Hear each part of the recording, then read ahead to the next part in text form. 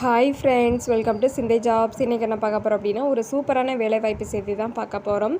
இந்து சமய அறநிலைத்துறையிலேருந்து வேலைவாய்ப்புக்கான அறிவிப்பு வந்து கொடுத்துருக்குறாங்க. என்ன பணி அப்படின்னு பார்த்தோம்னா, அறங்காவலர் அப்படிங்கிற பணிக்கான நோட்டிஃபிகேஷன் வந்து ரிலீஸ் பண்ணியிருக்கிறாங்க. இந்த பணிக்கு அப்ளை பண்ணுறதுக்கான லாஸ்ட் டேட் பார்த்தோம்னா 10/7/2024 அன்றைக்கி தான் லாஸ்ட் டேட்டுன்னு அனௌன்ஸ் பண்ணியிருக்கிறாங்க.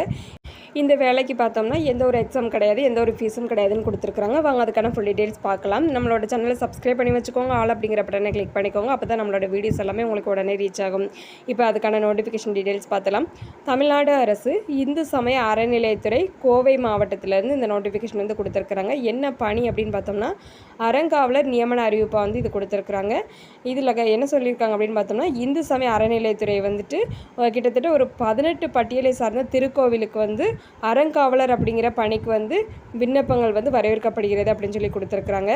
விண்ணப்பங்களை வந்து உரிய படிவத்தில் பூர்த்தி செய்து கீழ்கண்ட முகவரிக்கு வந்துட்டு ஒரு அட்ரஸ் கொடுத்துருக்குறாங்க. அங்கே அதுக்கு வந்து நேரிலோ அல்லது அஞ்சல் மூலமாகவோ அப்படின்னா இந்த www.hrce.tn.gov.in என்ற இணையதளத்திலோ 10/7/2024 அன்று மாலை 5 மணிக்குள் வந்து சேருமாறு அனுப்பி வைத்தல் வேண்டும். அதாவது இந்த ஜாப்க்கு அப்ளை பண்ணுறதுக்கான லாஸ்ட் டேட்டுன்னு பார்த்தோம்னா 10/7/2024 மாலை 5 மணின்னு கொடுத்துருக்குறாங்க. நம்ம இந்த அப்ளிகேஷன் ஃபார்மை வந்து டவுன்லோட் பண்ணி பூர்த்தி செஞ்சு நேரிலேயோ அல்லது அஞ்சல் மூலமாகவோ அல்லது இந்த வெப்சைட்லேயே போய் நம்ம பதிவு பண்ணிக்கலாம்னு சொல்லி கொடுத்துருக்குறாங்க. திருக்கோவில் அதாவது 18 பிளேசஸ் வந்து கொடுத்துருக்குறாங்க. என்னென்ன கோயிலெல்லாம் அனௌன்ஸ் பண்ணியிருக்கிறாங்க அப்படிங்கிற டீட்டெயில்ஸ் பார்க்கலாம். ஃபஸ்ட்டு வந்து திருக்கோவிலோட பெயர் மற்றும் முகவரி இதில் வந்து கொடுத்துருக்குறாங்க, பார்க்கலாம். ஃபஸ்ட்டு பார்த்தோம்னா அருள்மிகு பட்டீஸ்வரர் திருக்கோவில், இது வந்து பேரூர் வட்டம் கோவை மாவட்டத்தில் இருக்குது. அடுத்து இரண்டாவது அருள்மிகு வெள்ளியங்கிரி ஆண்டவர் திருக்கோவில் பூண்டி கோவை வட்டம் கோவை மாவட்டம். அடுத்து மூன்றாவது அருள்மிகு வேணுகோபாலசாமி திருக்கோவில் சலிவன் வீதி கோவை வட்டம் கோவை மாவட்டம் கொடுத்துருக்குறாங்க. அடுத்து நான்காவது அருள்மிகு மாரியம்மன் திருக்கோவில் காந்திபுரம் கோவைன்னு சொல்லி கொடுத்துருக்காங்க. அடுத்து ஐந்தாவது அருள்மிகு காளகாலேஸ்வரர் திருக்கோவில் கோவில்பாளையம் கோவைன்னு சொல்லி கொடுத்துருக்காங்க. அடுத்து ஆறாவது அருள்மிகு மாரியம்மன் விநாயகர் திருக்கோவில் சூளக்கல் கிணத்துக்கடவு வட்டம் கோவை மாவட்டம் கொடுத்துருக்குறாங்க. அடுத்து ஏழாவது அருள்மிகு ஆஞ்சநேய சுவாமி திருக்கோவில் பாலாற்றங்கரை ஆனைமலை வட்டம் கோவை மாவட்டம் கொடுத்துருக்குறாங்க. அடுத்து எட்டாவது அருள்மிகு மாரியம்மன் மாகாளியம்மன் விநாயகர் திருக்கோவில் எண் 4 வீரபாண்டி கோவை வடக்கு வட்டம் கோவை மாவட்டம் சொல்லி கொடுத்துருக்குறாங்க. அடுத்து ஒன்பதாவது அருள்மிகு மந்திரகிரி வேலாயுத சுவாமி திருக்கோவில் தென்சேரி மலை சூலூர் கோயமுத்தூர் அப்படின்னு சொல்லி கொடுத்துருக்குறாங்க. அடுத்து பத்தாவது பார்த்தோம்னா அருள்மிகு அரவான் திருக்கோவில் சிங்காநல்லூர் கோயம்புத்தூர். அடுத்து 11வது பிளேஸ் பார்த்தோம்னா அருள்மிகு கூப்பிடு விநாயகர் திருக்கோவில் அவினாசி சாலை கோயம்புத்தூர். அடுத்து 12வது அருள்மிகு சித்தி விநாயகர் திருக்கோவில் காந்திபுரம் கோயம்புத்தூர். அடுத்து 13வது அருள்மிகு குடலுருவி மாரியம்மன் திருக்கோவில் சூலூர் வட்டம் கோயம்புத்தூர் கொடுத்துருக்குறாங்க. அடுத்து 14வது அருள்மிகு மாரியம்மன் திருக்கோவில் உதகைன்னு கொடுத்துருக்குறாங்க. அடுத்து 15வது அருள்மிகு புது ராமலிங்க சௌடேஸ்வரி அம்மன் திருக்கோவில் ரங்கே கடவுர் வீதி கோவை தெற்கு வட்டம் கோவை மாவட்டம், இது வந்து நிர்வாக திட்டம் சொல்லி கொடுத்துருக்குறாங்க. அடுத்து 16வது அருள்மிகு ஐயப்ப சுவாமி திருக்கோவில் புது சித்தாபுதூர் கோவை நகர் கோவை மாவட்டம், இதுவும் நிர்வாக திட்டம் சொல்லி கொடுத்துருக்குறாங்க.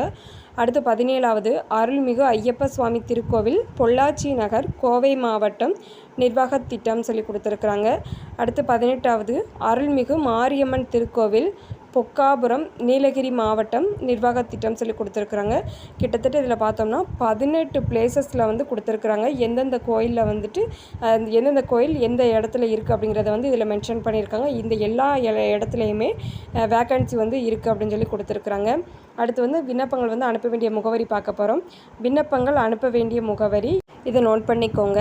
இணைய ஆணையர் அலுவலகம், இந்து சமய அறநிலையத்துறை, வணிக வரி வளாகம், டாக்டர் பாலசுந்தரம் ரோடு கோவை 18.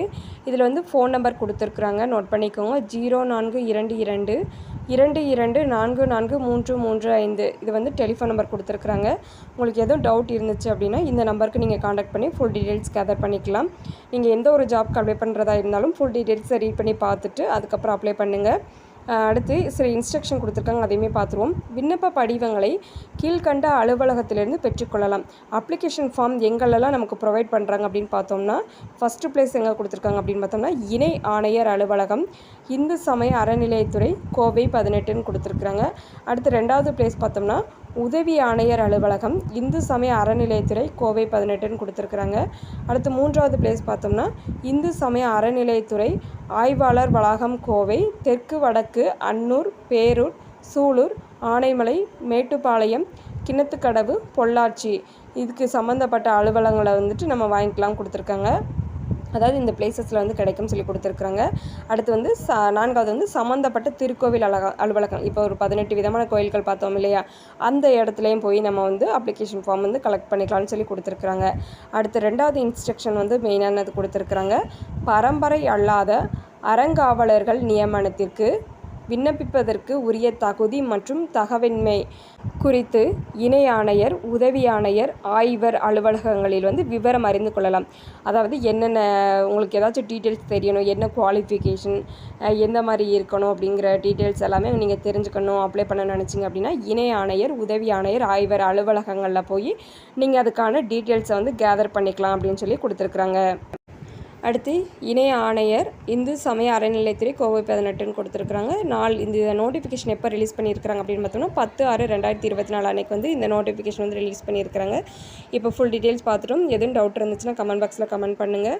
நம்மளோட வீடியோ உங்களுக்கு யூஸ்ஃபுல்லாக இருந்துச்சுன்னா ஒரு லைக் பண்ணிடுங்க. நீங்கள் கொடுக்குற ஒவ்வொரு லைக்குமே எனக்கு அடுத்தடுத்து வீடியோ ரெஃபர் பண்ணி போட்டதுக்கு ரொம்பவே மோட்டிவேட்டாக இருக்கும். நம்மளோட வீடியோஸ் உங்களோட ஃபேமிலி அண்ட் ஃப்ரெண்ட்ஸ்க்கு ஷேர் பண்ணுங்கள், மேபி அவங்களுக்கு யூஸ் ஆகலாம். நம்ம சேனலை லைக் பண்ணுங்கள், ஷேர் பண்ணுங்கள், சப்ஸ்கிரைப் பண்ணுங்கள். Thank you friends.